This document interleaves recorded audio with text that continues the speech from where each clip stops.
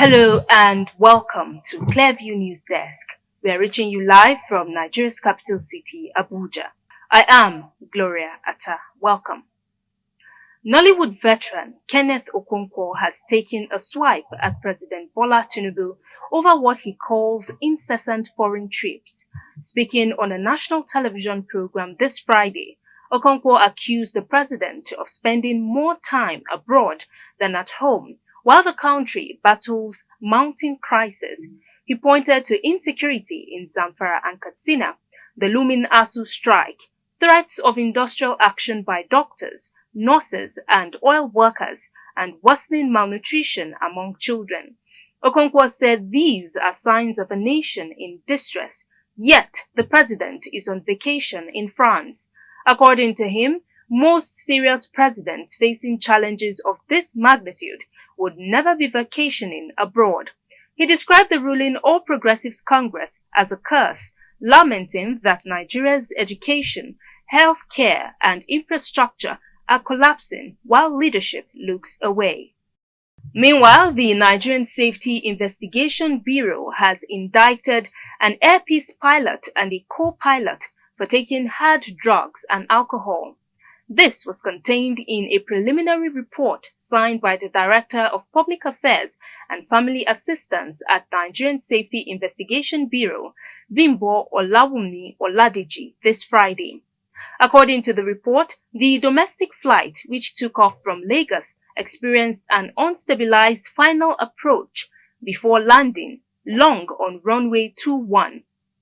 The NSIB revealed that the aircraft touched down 2,264 meters from the runway threshold, well beyond the recommended touchdown zone, and eventually came to a stop at 209 meters into the clearway. The preliminary report said toxicological test results conducted on the flight crew turned out positive. The test indicated the presence of alcohol in the system of the crew, while another crew member was also tested positive for tetrahydrocannabinol, the active compound found in cannabis, colloquially referred to as Indian hemp. Gunmen suspected to be cultists on Thursday night attacked a burial ceremony in Ezi village, Ogidi, Idemili North local government area of Anambra state, killing 4 persons and injuring about 15 others.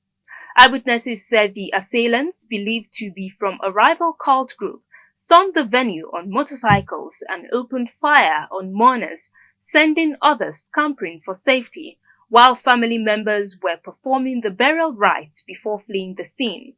Confirming the incident in a statement this Friday, the spokesman for the State Police Command, Tochukwu Ikenga, said operatives from Ogidi Division, led by the divisional police officer, quickly responded, restored normalcy and evacuated the victims to the hospital. And on the foreign scene, Nepal's president and army are reportedly seeking to find a consensus interim leader to fill a political vacuum after deadly anti-corruption protests which toppled the government and left parliament in flames. The Himalayan nation of 30 million people was plunged into chaos this week after security forces tried to crush rallies by young anti-corruption protesters, culminating in widespread violence on Tuesday. At least 51 people were killed in the worst violence since the end of a moist civil war and abolition of the monarchy in 2008. The military, however, took back control of the streets on Wednesday, enforcing a curfew as Army Chief General Ashok Raj Sigdel and President Ramachandra Paudel held talks with key figures and representatives from Gen Z, the loose umbrella title of the youth protest movement. Meanwhile, disagreements between rival factions remain, although Sushila Karki, 73, Nepal's first woman Chief Justice, is a leading candidate. And now to sports. Nigerians and football lovers have expressed concern over the chances of Nigeria's Super Eagles in the 2026 World Cup qualifier following the team's abysmal performance in the 2026 World Cup qualifiers. There is no gainsaying that Nigerians are totally disappointed in the team's performance, as well as the Nigeria Football Federation, the body supervising the team. Football consultant and technical director of DS Football Club, Adejare Adekunle Olaniyi, reacts. Yes, my take on this is that Mikel Obi is absolutely very right, being an ex-player. There is a proverb that says, he who wears the shoe knows where it pinches. Mikel Obi has been there. I mean, he has played top-notch football. He has been at the World Cup, and he knows how this is. Yes, for Nigeria not to be in the World Cup, to people it might be a shame, but to me, I've said this before. Those that know me will tell you on my social handles that I am not surprised. You cannot give what you don't have, and Nigeria does not need to be at the World Cup. We don't have any, thing doing at the World Cup. The NFF are not the kind of people we rely on. Last World Cup we didn't go. I'm sure we are not going to this World Cup. It's not that I'm not patriotic, but the fact remains, we didn't prepare very well. The NFF have their own, the players have their own faults, but, the foundation matters, and the leadership should be questioned, talking of what Mikel Obi said. So I believe NFF should, look into their purse, and heads must roll. Heads must roll. They don't need to be told they should resign.